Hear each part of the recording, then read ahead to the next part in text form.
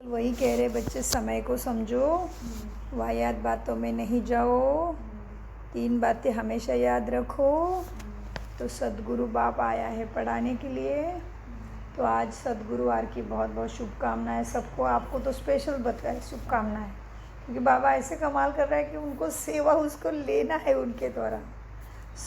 आज है 28/11/2024। बाप दादा मधुबन से महावाक्य।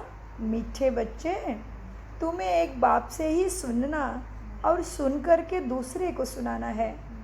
प्रश्न, बाप ने तुम बच्चों को कौन सी समझ दी है जो दूसरे को सुनानी है? प्रश्न, क्या बोला बाबा ने? प्रश्न क्या पूछा आज? बहुत अच्छा उत्तर। बाबा ने तुम्हें समझ दी कि तुम आत्माएं सब भाई भाई हो। तुम्हें एक बाप की याद में रहना है। यही बात तुम सभी को सुनाओ, क्योंकि तुम्हें सारे विश्व के भाइयों का कल्याण करना है। जी, तुम ही इस सेवा के निमित्त हो। ओम शांति। ओम शांति अक्सर करके क्यों कहा जाता है? यह है परिचय देना। आत्मा का परिचय आत्मा ही देती है।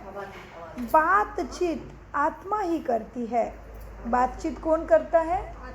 आत्मा ही करती है, शरीर के द्वारा। आत्मा बिगड़ तो शरीर कुछ कर नहीं सकता। तो यह आत्मा अपना परिचय देती है। हम आत्मा है, परमपिता परमात्मा की संतान है। वह तो कह देते अहम आत्मा सुपरमात्मा। तुम बच्चों को यह सब बातें समझाई जाती है। बाप तो बच्चे बच्चे ही कहेंगे ना। रूहानी बाप कहते हैं, हे रूहानी बच्चों, इन शरीर द्वारा, माना इस शरीर के ऑर्गन्स द्वारा, इन शरीर के अंगों द्वारा तुम समझते हो।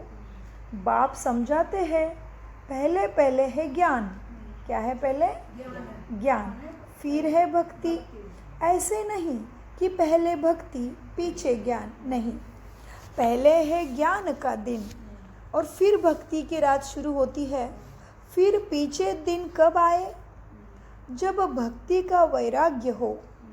तुम्हारी बुद्धि में ये रहना चाहिए, ज्ञान और वैराग्य, ज्ञान और विज्ञान है ना।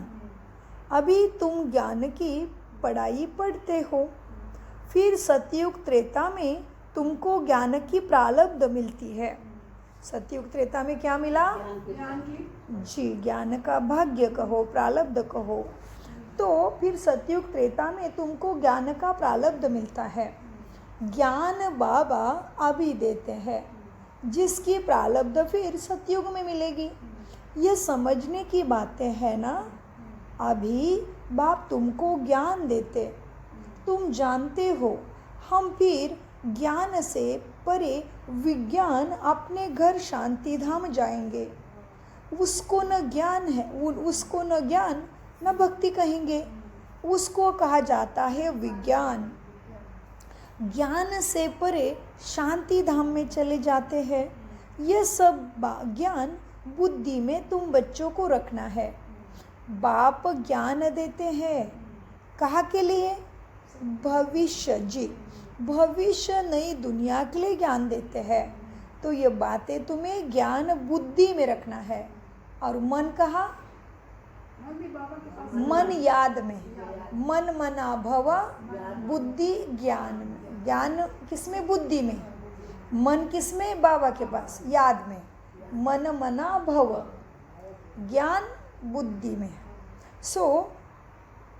ज्ञान बुद्धि में रखना है। बाप ज्ञान देते हैं, कहाँ के लिए? भविष्य नई दुनिया के लिए।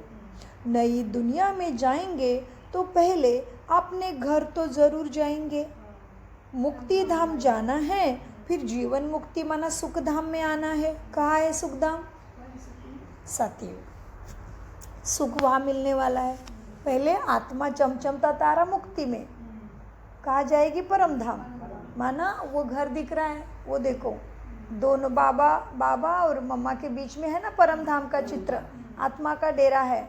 सारे सितारे बैठे हैं, तो पहले परम धाम, तो मुक्ति हो गई। चमचमता तारा ऊपर जाके बैठ गया, कोई नहीं, आवाज़ नहीं, शांति ही शांति, जिम्मेदारी नहीं, शरीर नहीं, कुछ भी नहीं, आवाज़ से परे, मुक्ति की अवस्था।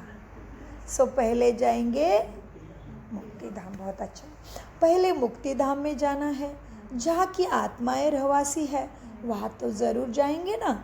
यह नई नई बातें तुम ही सुनते हो और कोई समझ भी नहीं सकते।